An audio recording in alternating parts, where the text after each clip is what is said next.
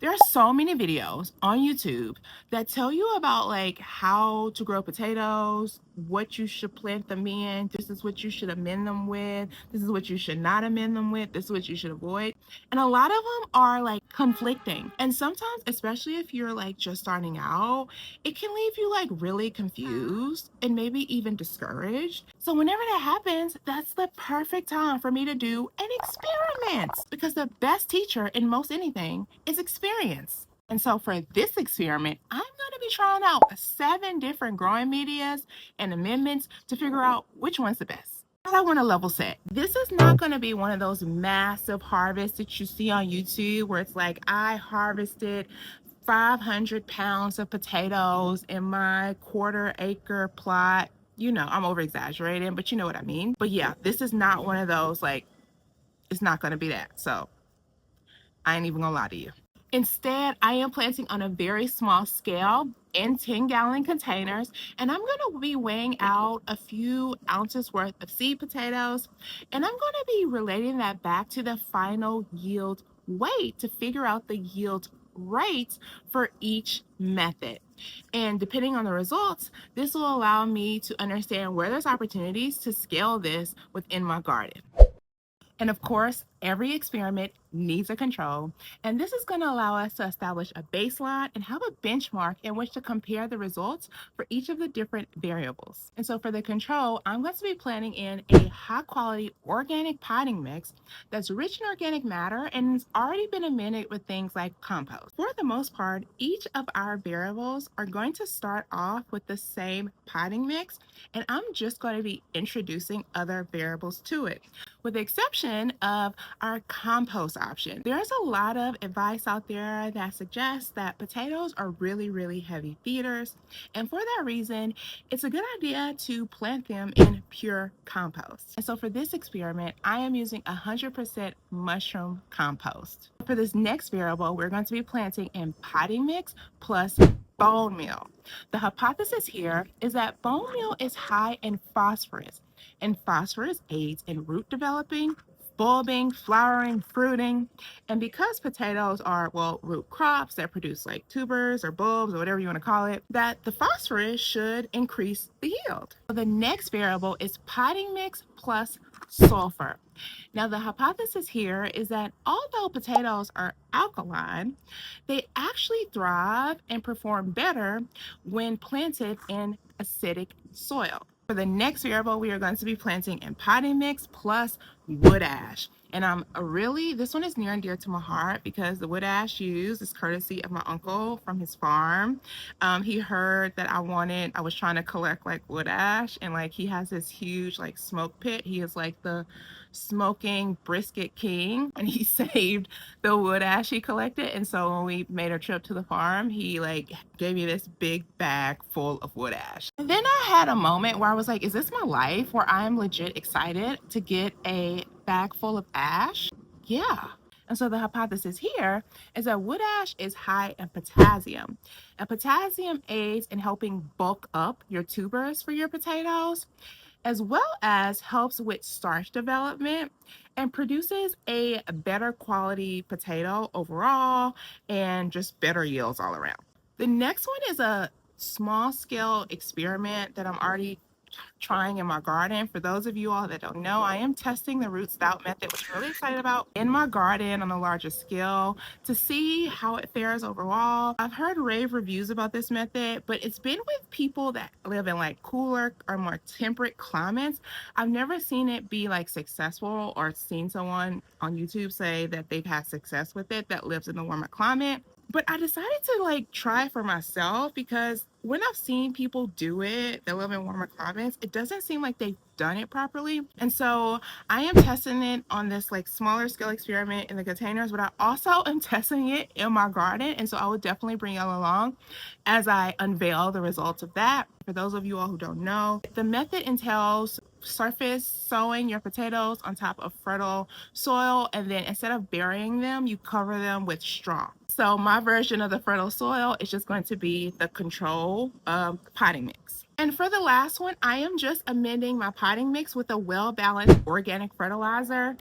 Enough said. So for our growing vessel, I'm going to be using these 10-gallon trash cans that I actually got from Dollar Tree for $5 each.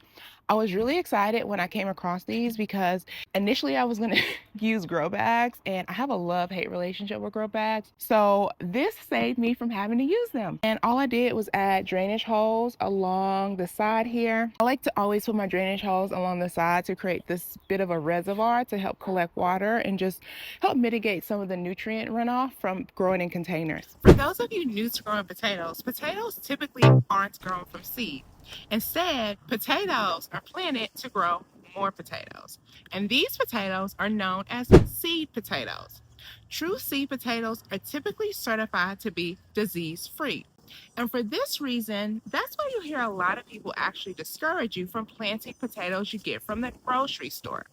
However, I am here to tell you that I have planted certified sweet potatoes and they have been diseased. And at the same time, I have planted potatoes that I have bought from the grocery store and had no problems. If you are going to be planting potatoes from the grocery store, make sure they're organic. This is because a lot of times non-organic potatoes have been sprayed with growth inhibitors. This prevents them from sprouting, which is great for on the shelf in the store, but not so great if you're trying to sprout them and grow more potatoes. I am going to be planting red Lesotho potatoes. They're supposed to be an improved versions of red Northlands, which are most widely available. Why this variety, you might ask? Because it's what my nursery had. Use what you have access to, use what you can afford.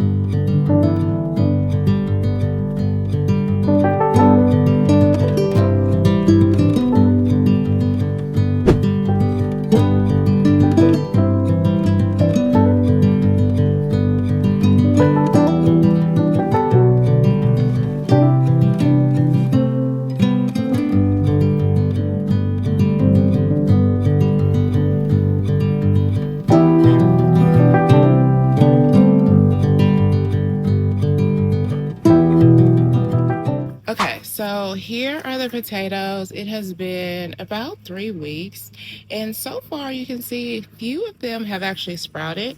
So far the control has sprouted, and then the other one that has sprouted is the one that I amended with potash, and then the one which is surface sown, so I would expect this to be one of the first. This is the one that kind of has the root stout type of method that has also sprouted. These are our potatoes after 6 weeks, and I must say I am pleasantly surprised.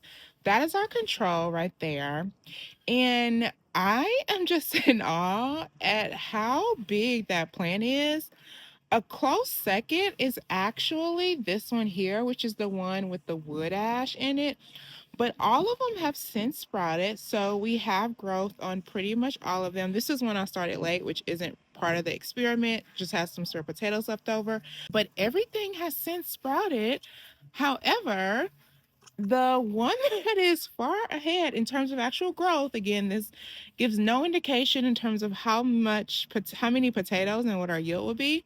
But just based on the top growth, I would say the one in just the plain potting mix, which is our control, with a close second being the one that is just the potting mix with some wood ash.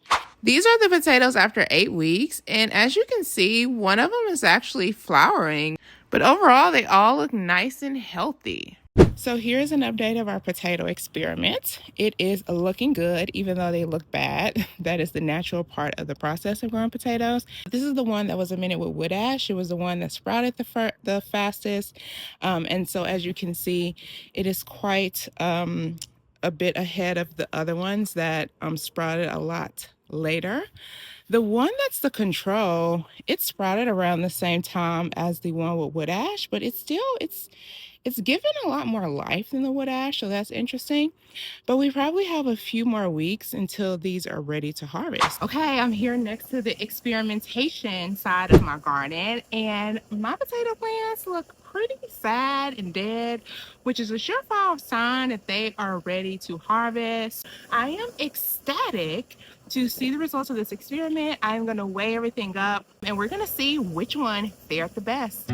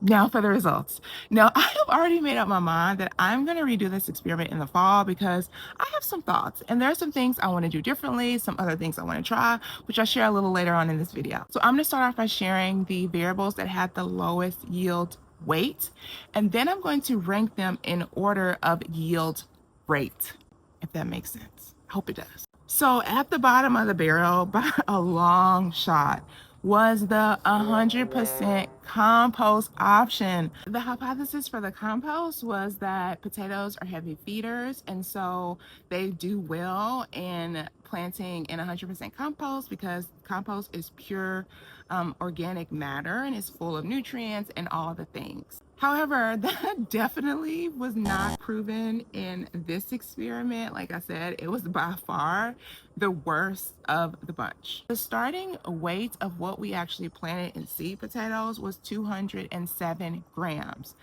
Our yield weight was 210. So literally no return, very little return.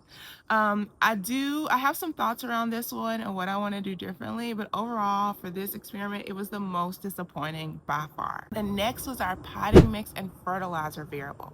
Now we started off by planting 224 grams worth of seed potato, and that gave us a yield of 454 grams. Now it fared better than the compost, but I wonder if there's a running theme here as it relates to just nutrition and like having a planted media that's too nutrient rich for potatoes. I don't know. I don't think that I can come to a final conclusion based on this experiment, but I am going to be trying some things out in fall. Next was the root stout method. We didn't really have a hypothesis. First of all, because you're surface sowing it, it makes harvesting potatoes 10 times easier. Also, you are sowing it on very fertile soil and just covering it with straw, and it is supposed to produce like the greatest yield. It's supposed to be the bee's knees. And so we started off with 187 grams worth of seed potato, and it gave us a yield of 570 grams. It by far was the easiest of the bunch to harvest, and I ain't mad at that yield either. As a reminder, I'm also testing it on a larger scale in my garden, and I just gave it a peek, and we're probably a week or two away from being able to harvest. And so be on the lookout for that video. So the next is our potting mix plus bone meal variable. Now the hypothesis here is because bone meal is high in phosphorus, that because potatoes are root crops, that it will produce larger tubers for us and just overall a better yield. Now we started off with 198 grams of seed potatoes, and it gave us a yield of 595 grams. Now, I will say that the bone meal variable did by far produce the largest tubers of the bunch. I do think that has a lot to do with the phosphorus. So I think there's something there. Next is our potting mix and sulfur variable. Now we started off by planting 204 grams worth of seed potatoes, and it gave us a yield of 612 grams. And so the hypothesis here was that even though potatoes are alkaline, they like acidic soil, and then the acid will actually provide a stronger yield. I can't say that that is what actually happened. I mean, I think the yield was fine. I did notice, however, that the acid from the sulfur actually lightened the skin of the potatoes, and the potatoes were meaningfully larger, I would say, in comparison to some of the other variables. The next variable was our potting mix plus wood ash, and the hypothesis here is that wood ash is high in potassium, and potassium helps in bulking up tubers, as well as helping produce an overall just greater yield. We started off with 181 grams of seed potatoes, and it gave us a yield of 615 grams. I will say, okay, so even though that yield weight, it ain't bad. It didn't give me bigger tubers like, the hypothesis suggested. I would say that it probably had some of the smaller potatoes, but there were just more of them. But overall, not bad. Next is the control, which was just planting an organic, high quality potting mix. And we planted 187 grams worth of seed potatoes, and it gave us a yield of 794 grams. So yeah, I was shocked. All that and like the control, which is supposed to be the baseline, still had the heaviest yield. So, and here's how they rank based on yield rate. The control is numero uno, giving us a yield rate of 4.25. This means we got 4.25 times what we planted. Notably, the root stout edged ahead both the bone meal and sulfur when looking at yield rate, while the sulfur actually dropped in rank. So there you have it. Sometimes the simplest option is the best, as in the case of this experiment. As I mentioned earlier, I am for sure trying this again in the fall for a few reasons.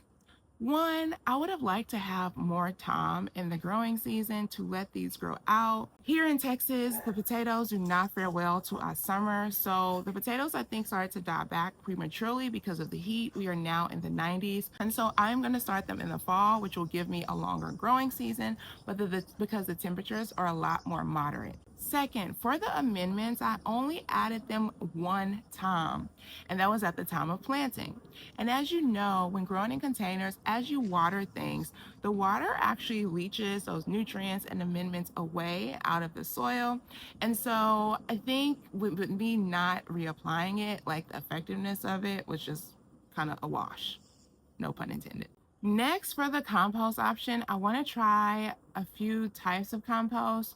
So for this one, I use 100% mushroom compost, and I know not everything always meshes well with mushroom compost. So I'm going to try maybe growing in 100% of my homemade compost and or cow manure. I'm also going to try combining some of the variables. For this experiment, I left it very variable pure, But I think based on some of the results, I might try to combine some together while still planting each variable individually to see what type of results I get. There's also some other variables that I want to throw in the mix and try out. There's also different type of fertilizers that I want to try, but I gotta keep myself in check because I know how I am. I do not know how to do anything in moderation. And so I can see myself with 30 plus containers worth of potatoes that I'm testing.